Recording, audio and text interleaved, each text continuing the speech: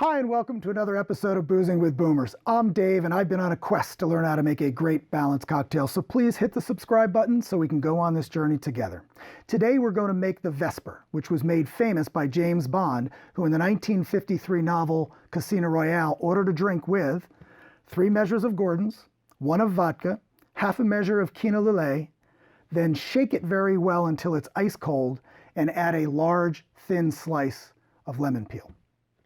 Now, this drink was invented, actually made up by Ian Fleming. It wasn't really based on anything he was drinking at the time when he wrote the book, but he never named it in that book, and he referred to it later as the Vesper, but Bond never ordered the Vesper again in any of his books.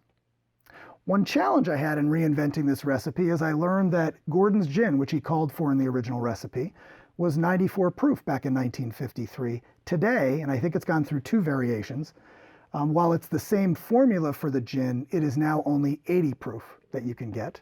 But Tanqueray, thankfully, being a similar style of gin, is still 94 proof. So we're going to swap that out so we're using the same proof gin in the London dry gin that he called for. The other problem we had is Kina Lillet is no longer made because around that same time, or a little after that time, people moved away from bitter drinks. And so they reformulated to something called Lillet Blanc.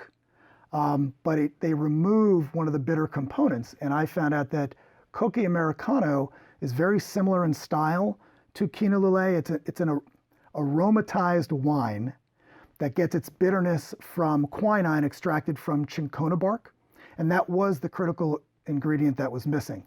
So Tanqueray will replace Gordon's gin, and Cocchi Americano will replace Kina Lillet. And then as far as vodka goes, around that time, Russian vodka was big. He actually, I think in a couple other books, referred specifically to Russian vodka. And Stoli's was a big deal at the time. So I'm going to use Stolichnaya vodka for this recipe as well. So let's get started. Now with cocktails like this, even though it's all booze, you still want to start with your least expensive in case you make a mistake, which I have from time to time. So the recipe, the original recipe, when he says 3 parts, 1 part, half a part, a lot of recipes I found online were actually saying 3 ounce, 1 ounce, and half an ounce. That's a huge cocktail, especially when it's so boozy. So I'm making this a more approachable volume. Since most cocktails should be roughly 3 ounce before adding the water from shaking or stirring.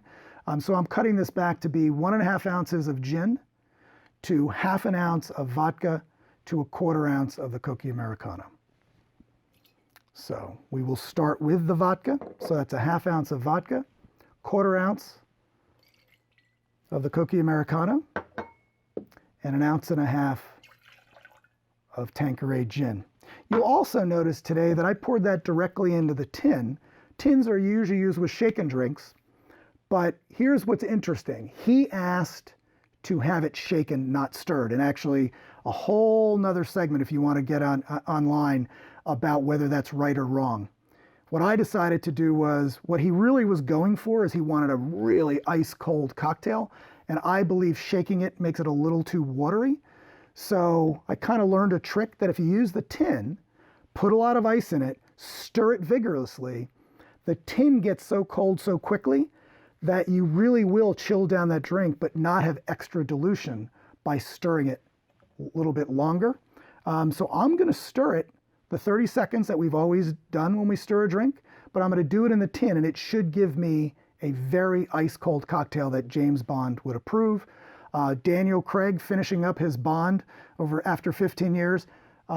Daniel, if you would like to subscribe to this channel, you can tell me whether my version of this cocktail works, and you're invited any time. So let's make this cocktail. Again, as we've talked about before, when you're stirring or shaking a cocktail, other than the volume, you can't put too much ice in. Again, we're going to stir vigorously, so I'll be right back after 30 seconds. Cheers.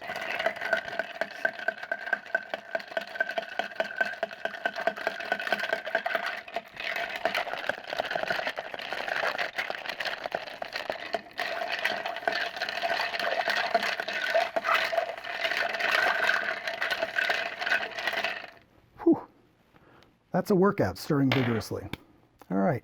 And also what I realized, while I don't have a tux on today, James Bond would not be caught dead drinking out of my big cocktail, so I wanted to be a little more refined today and drink it the way it should have been made for him. So as we pour in, you notice the Cocchi gives it a little bit of a tint, but not too much. And then what's great about this is the thin sliced lemon peel is appropriate, because what he's really saying is don't get too much pith in there. We're not going to be flaming this one at all. And you're going to spritz it on the top, rub it a little about, drop it in on the side, and now let's see how I did.